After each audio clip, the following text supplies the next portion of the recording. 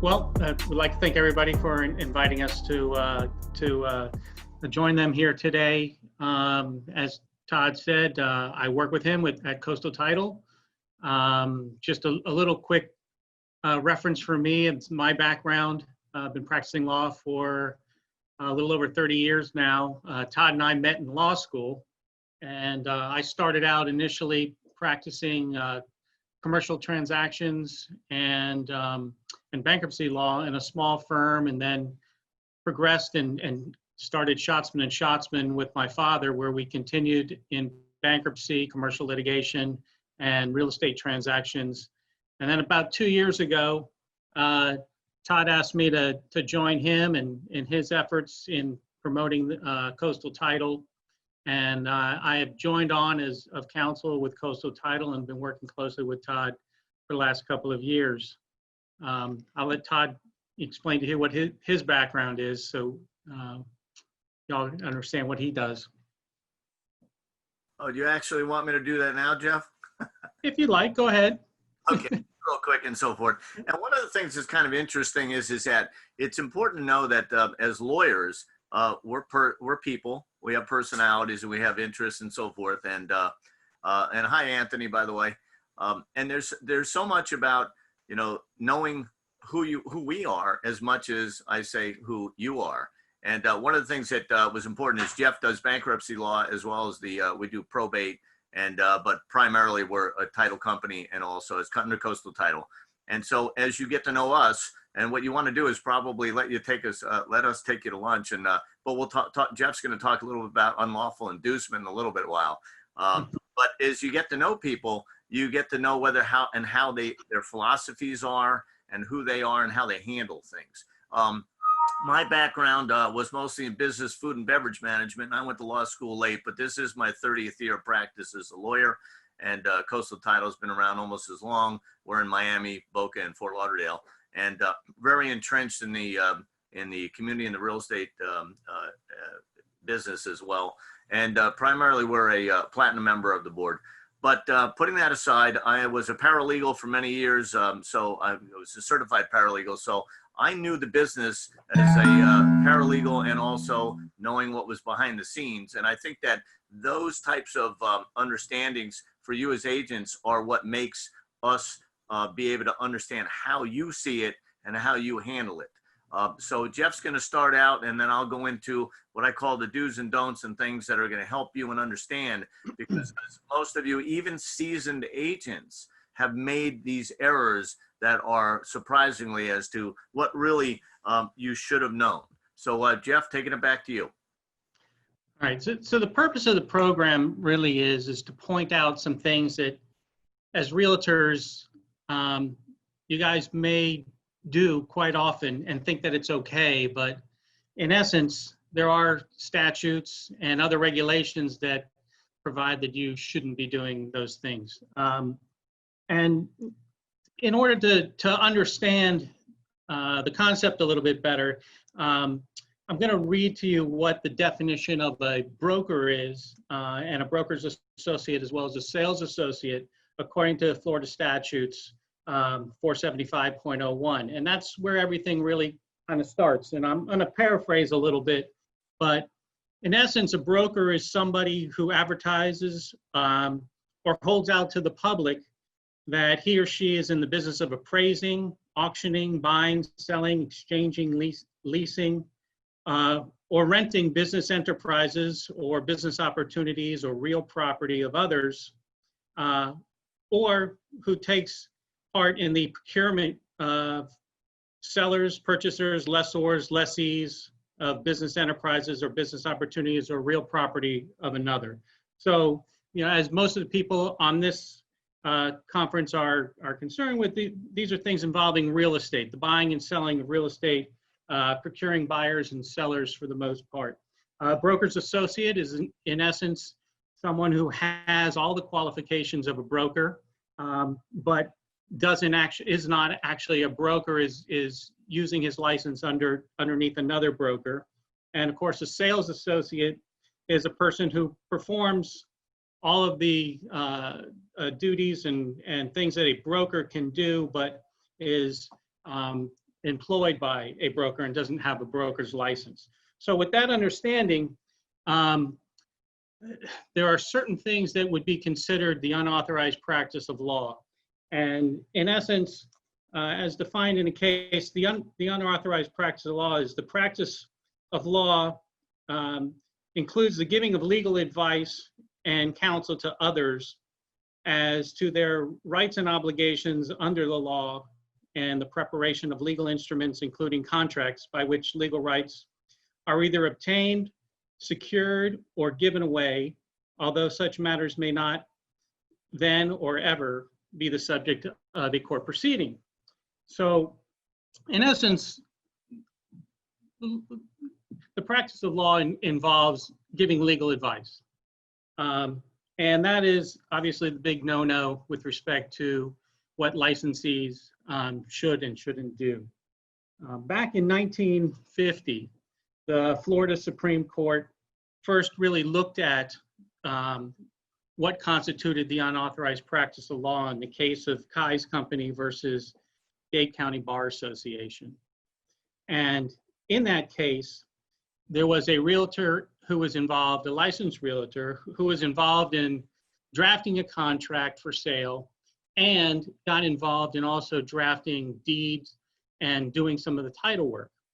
And it came before the Dade County Bar Association after a complaint was issued and went all the way up to the Supreme Court. And the Supreme Court made a distinction as to what lawyers should be doing and what realtors or brokers or associates should be doing. And the court said that it's okay for a realtor or a broker to do things that are necessary in order to procure a contract and get it to a point where the sale would be consummated. And that would include actually drafting a contract. And the things that a realtor could not do, however, the court pointed out, were everything that happens after the contract, such as the title work, such as drafting of deeds, such as drafting satisfactions of mortgages or rendering any other types of title advice. So it made a clear line that, yes, the realtor is permitted to draft or present the contract for the parties to enter into, but couldn't really do anything more. As the law developed, it became clearer that realtors really are not supposed to be drafting contracts. The drafting part of it is really left to the attorneys. However, they were allowed to utilize Florida Supreme Court approved forms. And I think most of you know that the forms that you all use are approved by the Florida Supreme Court and the Florida Board of Realtors, and that's okay. But what you're limited to doing is really just filling in the blanks. You're not really supposed to be crossing out words and adding new words and doing things, because at that time, you start to change the legal ramifications with respect to these contracts that have been approved by the court and the Florida Board of Realtors. So these are things that you need to be careful in doing. One of the main things that realtors often do is draft addendums.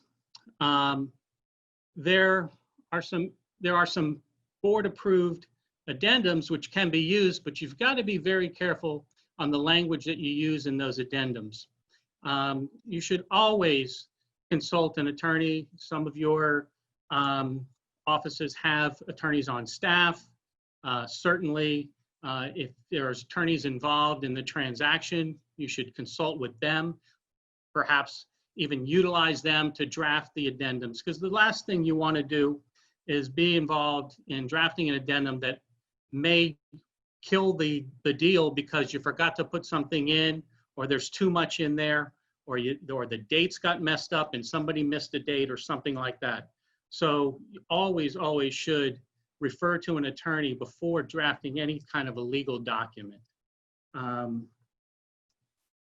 Some of the other things that the Florida Supreme Court has done is back in 1992, they rendered an advisory opinion where it came before them as to whether or not a realtor could draft a residential lease. And rather than specifically answering the question, the court actually developed 3 particular residential leases that they have approved. And they stated again, just to be clear, that these leases can be used, and there are several blanks in the leases, and that the realtors are only permitted to fill in the blanks, not to make any changes to the wording, and not to render any legal opinion or any opinion concerning any of the provisions there. They can only give factual information. So, these are the things to be careful about. I know that a lot of you are seasoned and do these things quite often and feel that, giving your opinion sometimes is not necessarily detrimental to your clients. And I'm sure that you're probably giving the right information. But the one time that you give something wrong, or it may not be correct under the circumstances, and you have a client complain about it, that could be a problem. And the Florida statutes also establishes the commission to oversee the licensing of realtors. And it also has sanctions in the event that you violate certain things. And the sanctions could be, quite detrimental to your careers. And of the sanctions, which are spelled out in Chapter 475.25 of the Florida statutes, they can suspend your license for up to 10 years if you violate any of the enumerated items in that statute, as well as fine you of up to $5,000 for each violation that occurs. And just by way of quick example, some of the things that are included in there that you may be doing on a daily basis involve splitting commissions or sharing commissions. It's illegal to share commissions with anybody who is not a licensed broker in the state of Florida. Now, there are situations where if the broker is licensed outside of the state of Florida, that it could be an exception, so long as they meet all of the requirements of Florida. But any non-licensee who you share a commission with, you could be subject to a violation by the commission. Other, as we've talked about before, is rendering an opinion on title. You cannot render any opinion that the title to a property sold is good or merchantable, except when correctly based upon a current opinion of a licensed attorney at law. So do not tell your clients that, oh, don't worry, there's nothing wrong with this property, we can go through with the sale. Deposits, it's very important, and there are strict guidelines with respect to what happens when you receive a deposit. You must deposit any monies that you receive that are supposed to be deposited into escrow immediately into escrow. Brokers are required to account for their escrows, and there are certain reporting requirements that they must meet. And another thing is that in your listing agreements, there are certain things that you have to include, including the definitive date of expiration. You have to clearly state in there when your listing agreement expires.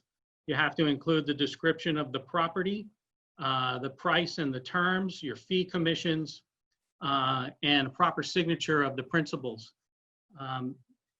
The thing that you cannot do is have an opt-out clause with respect to when the agreement actually terminates. So there cannot be a provision that in the event that you do not advise me by the termination date, that this contract will automatically renew. That's not permitted under the rules. So those are a couple of the things that you need to be aware of. Todd, you want to mention a few things? As far as from your presentation, I'm just going to take it on and come up with various things that I think are important outside of what you had discussed. So if you're done, I'll carry on. Otherwise, if you've got a couple of comments as to what I think could get people in trouble, and not necessarily this is a perspective from I call it the day-to-day activities of being a real estate agent, not necessarily, and some of the law involved, but most of it's going to be day-to-day. Are you good on the presentation? Well, let me ask at this point before we transition, is there any questions that anybody might have with respect to the things that I just talked about? I wrote down a couple of questions, but I want to see if anyone else has any questions for you first. I have one. Go ahead. How are you? Good, thank you. I had a deal where there were no shutters on the property, and because it was in the contract itself, we should have had that crossed off. Is that something I have to make sure then the attorneys actually do that because we can't cross off? You know, one of my pet peeves, quite honestly, is that some of the form contracts include all kinds of personal property items that may or may not be included in the transaction or in the house that you're selling. So it's like, well, the board said, you know, I ran your suggestion, your proposal by them, and they're like, we're not doing any work until they get current. And I'm like, but I'm not asking you to do the work. I'm just asking you to agree. Did we get some cross talk here? Sorry about that. It's okay. To Liz later. Yeah. You know, really the best thing to do in those situations, obviously, you don't want to be responsible for making a lot of changes to the contract, but just you should be aware as a realtor of what's in the house, what should be included as far as a transfer of the personal property. Those are some of the fill-in. That's what I would call a factual item and not necessarily legal advice. So make sure that all of the items are covered. Then when you ultimately get down to a bill of sale, that because generally the title companies, when they're preparing the documents, just pick up from what's in the contract. So make sure that all of the particular items that are part of the sale are included. Jeff, and just to, maybe you can clarify. So Venus is correct, right? We're unable to mark off the contract at all. However, if the client goes in and says, okay, there's absolutely no shutter here, and they all initial, it appears that we might be in the clear so long as we're not the ones crossing anything off in the contract. Is that correct, or is that false? Yes, but understand that there's a fine line, and I think that you know, when it's a factual thing, like I say, you know, it's factual that there is or isn't shutters. I don't think that that's going to be something that would get you in trouble necessarily. Okay, you're not giving a legal opinion. You're not really changing any legal terms of it. You're factually stating what is and what isn't part of the property. So I think you're okay there. And I think what you would do in a situation like that is you would probably have to request that an addendum be made or something, just some notation that the parties recognize that there are no shutters and therefore, you know, that item is eliminated from the contract. See, though, however, some of the things that do happen is that it's real important to note that on the as is, as well as the 5, it specifically says that exist on the property at the time.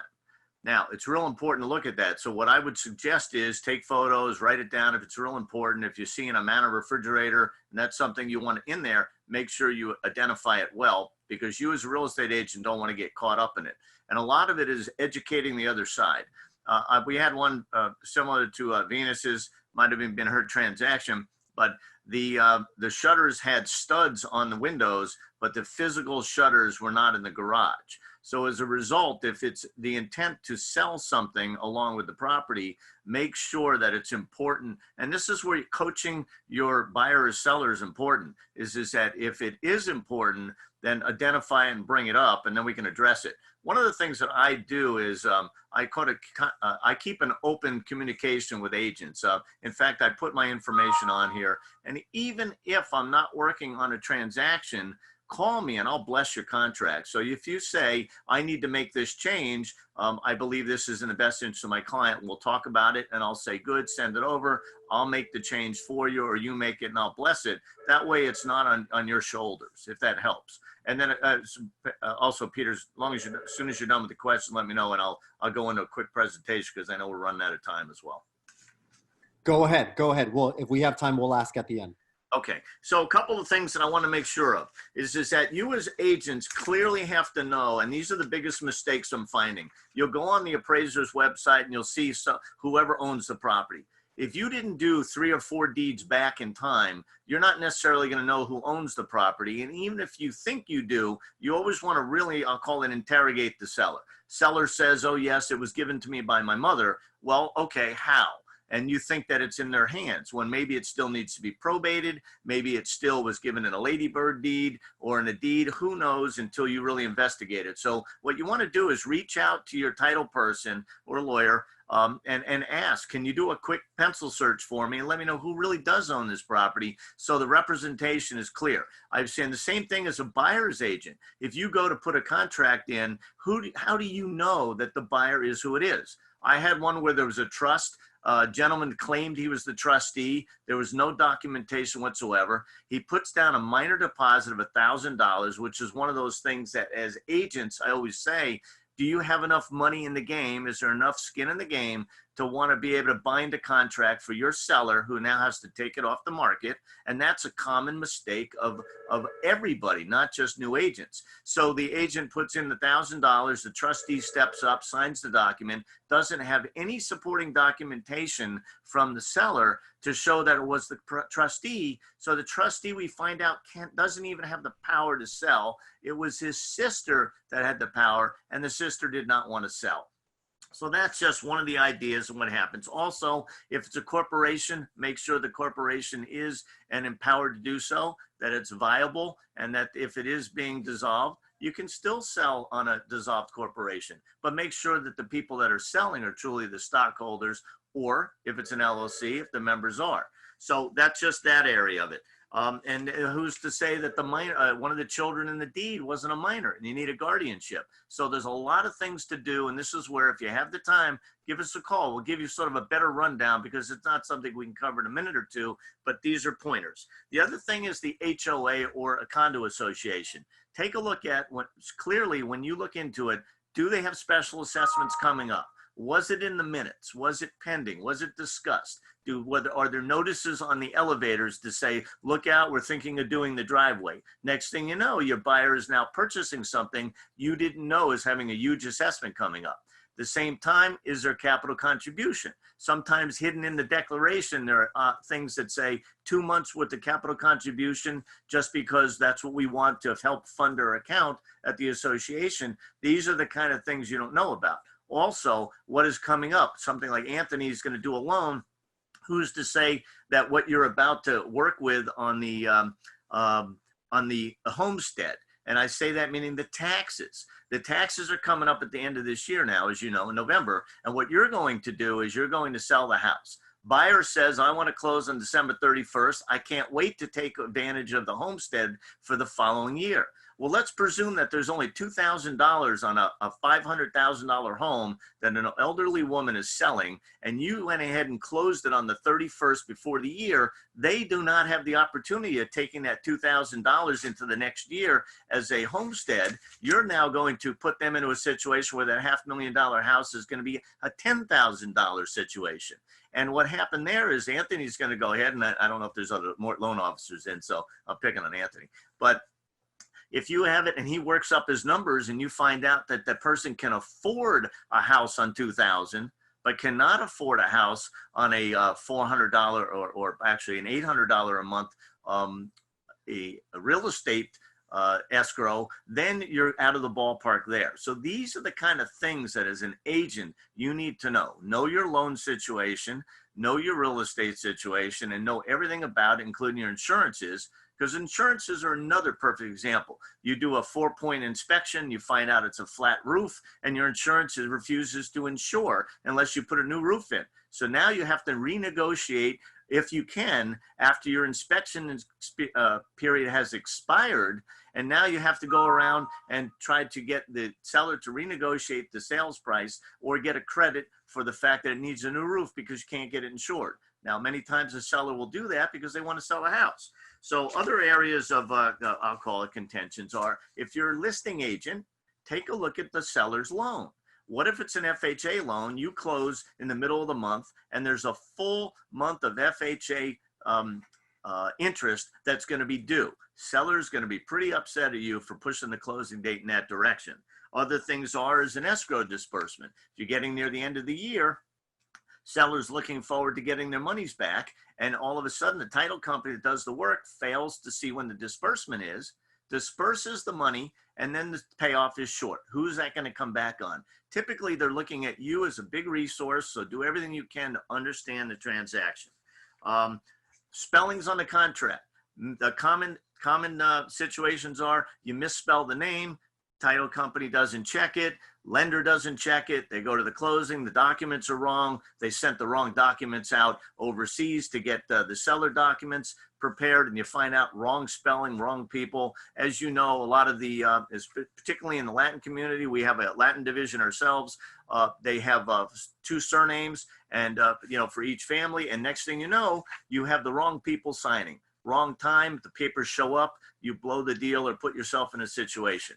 So Peter, we got a few more minutes or we run out of time? We've got a minute really quickly. Let me just tell everyone where we're breaking out to, and then you can keep on. So the first breakout session is going to be no card ideas. The second one, relationship building in the digital world. And then we're going to stay here with bomb tips. So go ahead, Todd.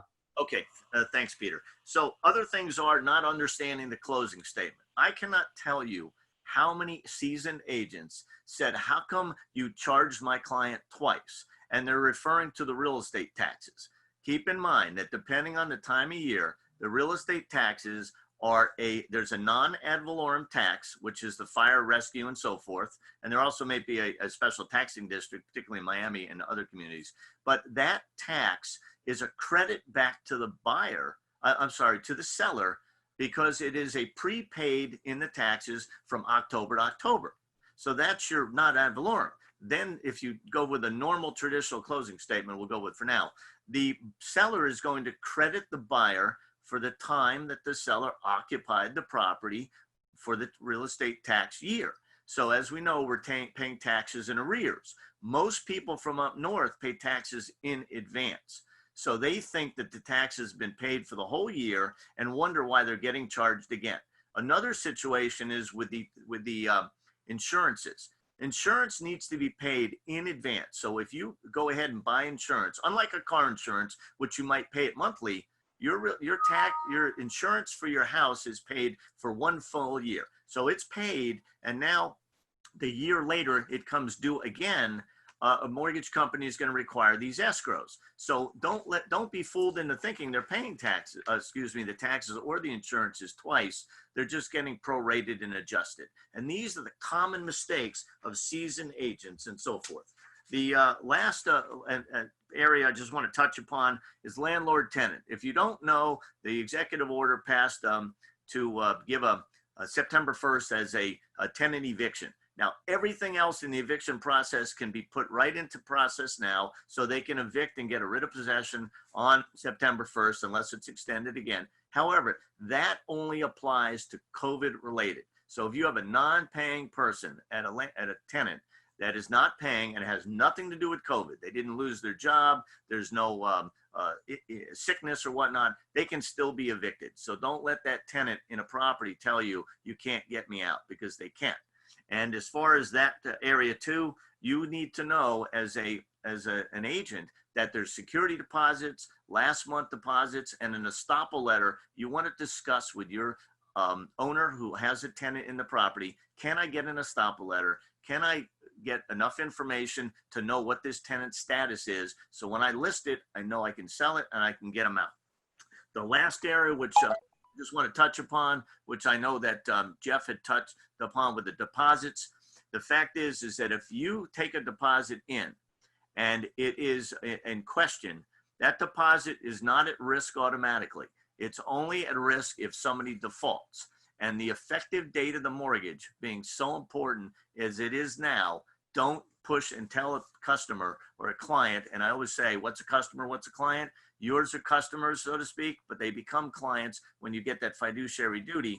But that client, when they submit and deposit that money in it, they will lose that deposit potentially if you do not get the mortgage in time and notify the proper parties that you're terminating the contract under the effective date. It's paragraph 8, that you want to make sure that you give the proper notice, and a loan approval isn't necessarily a loan approval if you call it a pre-approval or a loan commitment. So identify those clearly. Call me about it. I'll be more than happy to discuss the differences, because there's a lot of these types of things that go on and on and on, particularly in these contracts, which I draft them regularly. I want to make sure you all know it. Any questions, holler. Peter, I think we're out of time. Yeah, Todd and Jeff, you guys did an incredible job. Thank you for all this incredible information. I wish we had more time. We're going to switch rooms really quickly. All your information is on the chat. So if you guys have any questions for Todd or Jeff, please get their contact information and reach out directly. Thank you again. Really appreciate it.